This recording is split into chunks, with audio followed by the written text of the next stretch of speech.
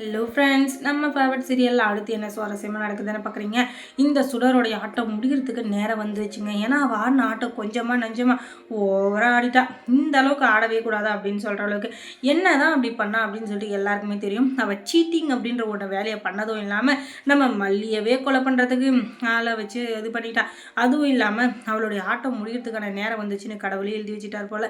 விஜய்க்கு எல்லா உண்மையும் தெரியுமா தெரியாதா அப்படின்னு சொல்லிட்டு பார்த்தீங்கன்னா, விஜயை நம்ப வச்சு அவரை கழுத்த இருக்க பார்க்க அந்த சுடர் இதுக்கு மேலே இங்கே இருக்கணுமா அப்படின்னு சொல்லிட்டு பார்த்தீங்கன்னா, அவள் இருக்க வேண்டிய விடம் இவங்க வீடு இல்லைங்க, சென்ட்ரல் ஜெயிலு. அதுதான் இவளுக்கு கரெக்டாக இருக்கும்.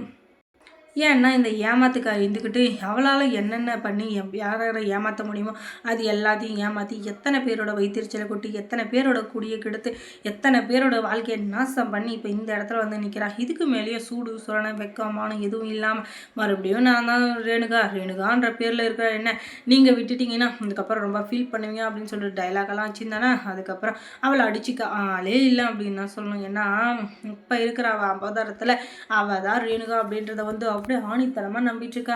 இவ தான் ரேணுகான்னு சொல்லிட்டு அதுக்கு மேலே செயின் செக் தட்டுறதுக்கு தான் 4 இருக்குதுங்கல்ல. அதுக்கப்புறம் இந்த மல்லி இருந்துக்கிட்ட அந்த இடத்துல தப்பிச்சு கரெக்டாக கதிரேசனை பார்க்கறதுக்காக போகிறாங்க.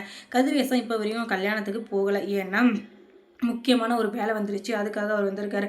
அந்த முக்கியமான வேலை என்னென்னா ஒரு கன்சல்டிங் ஆஃபீஸரை வந்து மீட் பண்ணி அவங்கக்கிட்ட வந்து கதிரேசனை கரெக்டாக இன்றைக்கி தான் இந்த வேலையை முடிக்கணும், நீங்கள் வந்துருங்க அப்படின்னு சொன்னால் தான் அவர் இருந்துக்கிட்டு பிஸ்னஸ் தான் எப்போவுமே அவருக்கு முதல் கண்ணு, அதுக்கப்புறம் தான் மற்றது எல்லாமே. அதனால் அவங்களும் கடகடன்னு அந்த ஆஃபீஸரை பார்க்கறதுக்கு போகிறாங்க. அங்கே போனதுக்கப்புறம் தான் தெரிய வருது அந்த ஆஃபீஸர் வந்து முக்கியமான விஷயமா பேசுறதுக்காக வர சொல்ல இந்த மல்லி தான் நம்மளை வர வச்சிருக்கா அப்படின்னு சொல்லிட்டு, ஏய் மல்லி உனக்கு அறிவில்லையா, என் பொண்ணு வாழ்க்கையில் இருந்து இப்போ தான் ஒரு நல்லது நடக்குது, அது நடக்கவே கூடாது, அதை கெடுக்கணும் அப்படின்றதுக்காக தான் நீ இப்படிலாம் பண்ணிட்டுருக்க. இதுக்கு மேலே நான் சும்மா இருக்க மாட்டேன். ஏன்னா உன்னுடைய ஆட்டம் ரொம்பவே அதிகமாக இருக்குது. ஒழுங்கு மரியாதையாக இந்த இடத்த விட்டு நீ கிளம்பி. இல்லை நடக்கிறதே வேறு அப்படின்னு சொல்லிட்டு பயங்கரமாக பேசிகிட்டு இருக்க. இல்லைங்க அப்பா, நான் சொல்கிறத கேளுங்க. உங்கள் வீட்டில் இருக்கிறவ சுடர் அவள் வந்து உண்மையான ரேணுகாவே இல்லை, நீங்கள் தப்பாக புரிஞ்சுட்டுருக்கீங்க. இந்த இது டிஎன்ஏ டெஸ்ட் எல்லாமே அவள் செஞ்ச இது செட்டப்பு தான். அது எப்படி வந்து மாறிச்சுன்னு எனக்கு தெரியல.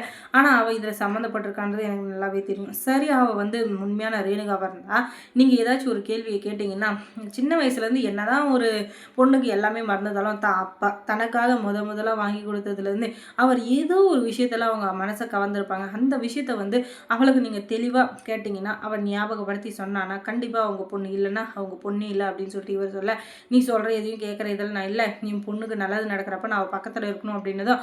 ஆனாலும் ஒரு பக்கம் யோசிச்சு பார்க்குறாரு, இந்த இதுலேருந்து நம்மளை வந்து யாருன்னே தெரியாமல் இருந்தால் இப்போ அவளுக்கு சரியாயிடுச்சுன்னு அப்பா அப்பான்னு சொல்லிட்டு நம்ம மேலே உருகுறா.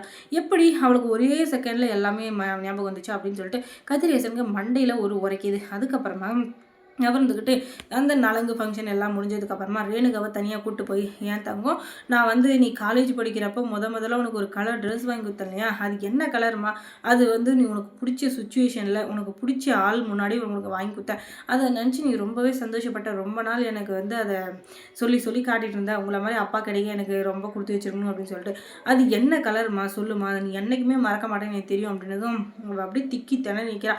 உடனே ரெட்டுன்னுறா, என்னம்மா சொல்கிற, உனக்கு பிடிச்ச கலர் ரெட்டே கிடையாதே, பிங்க்கு தானே பிடிக்கும், உனக்கு பிங்க் கலர்லாம் ட்ரெஸ் எடுத்து கொடுத்தேன், ஆனால் நீ வந்து இப்படி மாற்றி சொல்கிறிய அப்படின்னதும், ஐயோ பிங்க்கு தான்ப்பா, ஆனால் அதில் பார்டர் வந்து ரெட்டாக இருந்துச்சு இல்லை அப்படின்னு சொல்லிட்டு இருக்க, இவன் சொல்கிறது போய் அப்போ மல்லி சொன்னது உண்மைதான் போல் அப்படின்னு சொல்லிட்டு மறுபடியும் 4-5 கேள்வியில் கேட்க, யோ சொட்டை என்னையா சும்மா எனக்கு கேள்வி கேட்டு உசுரை வாங்கிட்டு இருக்கா அப்படின்னு, என்னது சொட்டையா, என் பொண்ணு என்னை இப்படிலாம் பேச மாட்டாளே, அவள் உண்மையிலே சுடர் போல தான் அப்படின்னு சொல்லிட்டு எல்லாரோடையும் நிற்க வச்சு இவள் வந்து உண்மையான ரேணுகாவாக இருந்தால் இவளுக்கு சர்ப்ரைஸாக 21வது பர்த்டேக்கு ஒரு கிஃப்ட்டு கொடுத்தேன், அந்த கிஃப்ட்டு என்ன அப்படின்றத இவள் கரெக்டாக சொல்லிட்டா, கண்டிப்பாக இவள் தான் என்னுடைய பொண்ணு அப்படின்னு சொல்லிட்டு எல்லாரோடையும் கேட்க, அது வந்து வேறு யாரும் இல்லை நம்ம விஜய் தான்.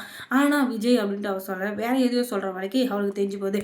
ஏன்டி இத்தனை நாளாக என் வீட்டில் இருந்துக்கிட்டு என் சோத்தை தின்னுக்கிட்டு என்னவா ஏமாற்றிட்டு இருக்க, என் பொண்ணு இறந்துட்டா அது எனக்கு தெரியும், ஆனால் என் பொண்ணு ரூபத்தில் எங்களை வந்து ஏமாற்ற உனக்கு எப்படி மனசு வந்துச்சுன்னு செருப்பை எடுத்துகிட்டு அவளை துரத்தி அடித்து வீட்டை விட்டு துரத்துறாரு. இதுக்கு மேலே நீ யாரும் ஏமாற்றவும் கூடாது, உன்னால் யாரும் ஏமாறவும் கூடாது, இதுக்கு மேலே இதே எண்ணத்தோட சுற்றிட்டு இருந்த உன்னை ஷூட்டிங் ஆர்டர் பண்ணிடுவோம் அப்படின்னு சொல்லிட்டு அடித்து துரத்துறாங்க. இப்போ எங்கே போகிறதுன்னு தெரியாமல் திக்கு தெரியாமல் நின்றுட்டுருக்க நம்ம சுடருக்கு காத்துக்கிட்டே இருக்குது சென்ட்ரல் ஜெயிலு, வாமா மின்னல் அப்படின்னு சொல்லிட்டு. அதுக்கப்புறம் மல்லி சீரியலில் என்ன சுவாரஸ்யமாக நடந்திருக்கும் நீங்கள் தெரிஞ்சுக்கணுன்னா நம்ம சேனலை சப்ஸ்கிரைப் பண்ணுங்கள், அதோட பக்கத்தில் இருக்க அந்த பெல் ஐக்கானையும் கொஞ்சம் கிளிக் பண்ணி விடுங்க. தேங்க்ஸ் ஃபார் வாட்சிங்.